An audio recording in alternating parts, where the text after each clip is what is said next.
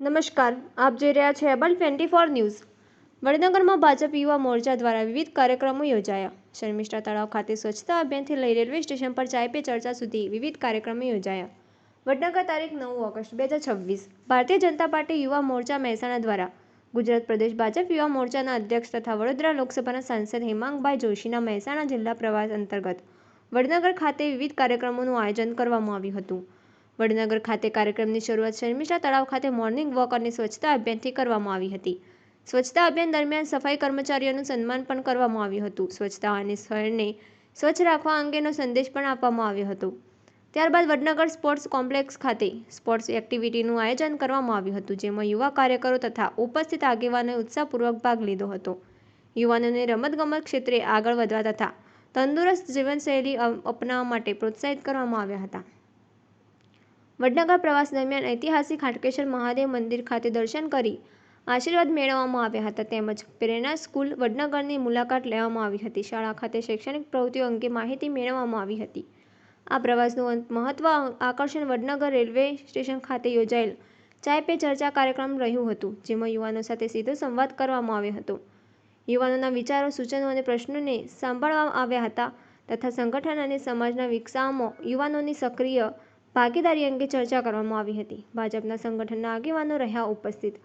વડનગર ખાતે યોજાયેલ વિવિધ કાર્યક્રમોમાં ભાજપના પ્રદેશ, જિલ્લા તથા સ્થાનિકમાં સંગઠનના આગેવાનો ઉપસ્થિત રહ્યા હતા, જેમાં ગુજરાત પ્રદેશ ભાજપ યુવા મોરચાના અધ્યક્ષ તથા વડોદરા લોકસભાના સાંસદ હેમાંગભાઈ જોશી, પ્રદેશ યુવા મોરચા મહામંત્રી નરેશભાઈ દેસાઈ, ભાજપ મહેસાણા જિલ્લાના મહામંત્રી કમલ પટેલ, પ્રદેશ યુવા મોરચા મંત્રી શ્રેયસ પટેલ, પ્રદેશ યુવા મોરચા કારોબારી સદસ્ય નિકુંજ ઠાકર, મહેસાણા જિલ્લા યુવા મોરચા પ્રમુખ નીરજ પટેલ, મહેસાણા જિલ્લા યુવા મોરચાના મહામંત્રી વિજય જોશી, મહેસાણા જિલ્લા યુવા મોરચાના મહામંત્રી વિશાલ ગજ્જર, વડનગર શહેર ભાજપ પ્રમુખ મયંક પટેલ તથા ભાજપ જિલ્લા યુવા મોરચા પ્રમુખ અને વડનગર પાલિકા કારોબારી ચેરમેન જાગૃતિબેન જસવાલ સહિત ભાજપના આગેવાનો અને કાર્યકરો હાજર રહ્યા હતા।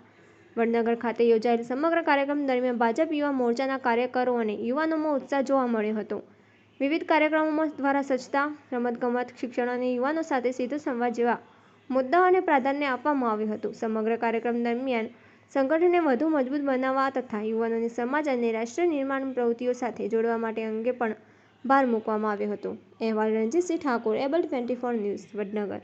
વડનગરમાં આવ્યા છો અને વડનગરનો પ્રવાસ કર્યો અને આજે જે મોદી સાહેબ ચા જે જગ્યા ઉપર વેચતા હતા ત્યાં ચાય પે ચર્ચા કરીશું કે આપણા દેશના યશસ્વી વડાપ્રધાન અને વિશ્વ નેતા એવા માનનીય વડાપ્રધાન શ્રી નરેન્દ્રભાઈ મોદી સાહેબ એમની જન્મભૂમિ વડનગર ખાતે આજે મારે યુવા મોરચાના સંગઠનાત્મક પ્રવાસ મહેસાણા જિલ્લાના સાથીઓ સાથે મળવા માટે આજે હું આવ્યો છું અને આજે એવી પુણ્ય જગ્યા પર અમે ઊભા છે કે જ્યાંથી વડનગર રેલવે સ્ટેશન કે જ્યાંથી આદરણીય વડાપ્રધાન પોતે એમના પિતા સાથે, પરિવાર સાથે મળી અને ચા વેચતા હતા અને આ જગ્યા પર જ આજે યુવાનો સાથે સંવાદ કર્યો છે।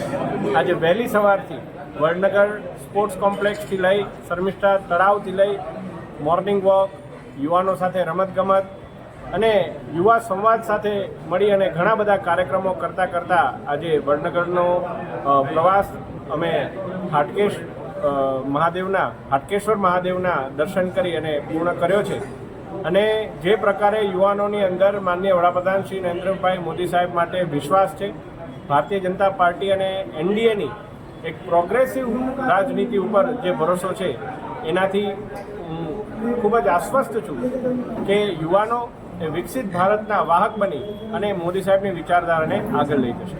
આપ સાંસદ છો તો આપણી પાસે એક જાણવા માગું છું કે જ્યારે ખેડૂત આંદોલન થયું, 700થી વધુ ખેડૂતો મળી ગયા, તે વખતે કોઈ મંત્રીને રાજીનામું નહોતું આપવું પડ્યું અને આવો સંવાદ નહોતો તે ખેડૂતો સાથે, અને આજે યુવાનોના આંદોલન પછી જ કેમ સંવાદ શરૂ કર્યો?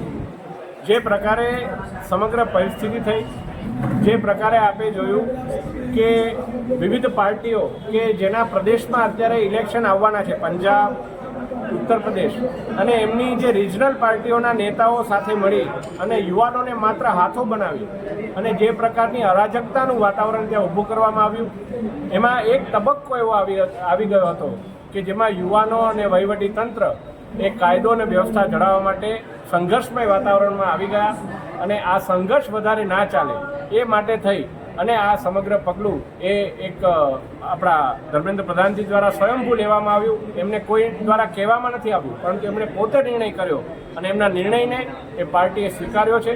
અને હું માનું છું કે આવનારા દિવસોની અંદર જે પ્રકારે જે અનફેર મીન્સનું બિલ સંસદની અંદર લાવવામાં આવ્યું છે, માન્ય વડાપ્રધાનશ્રીના નેતૃત્વમાં જે high power task force Nandan નિલેકાનીજીના નેતૃત્વ હેઠળ બનાવવાની જે નેમ લીધી છે, અને હું પોતે પણ એજ્યુકેશન કમિટીનો મેમ્બર છું, જે પ્રકારના આવનારા દિવસોની અંદર કોમ્પિટિટિવ એક્ઝામિનેશનની અંદર રિફોર્મ્સ આવવાના છે, ઓનલાઈન એક્ઝામ તરફ બધા વળવાના છે, ત્યારે આવા પ્રકારના કોઈ પણ યુવાનને અન્યાય ના થાય એ માટે સરકાર કટિબદ્ધ છે.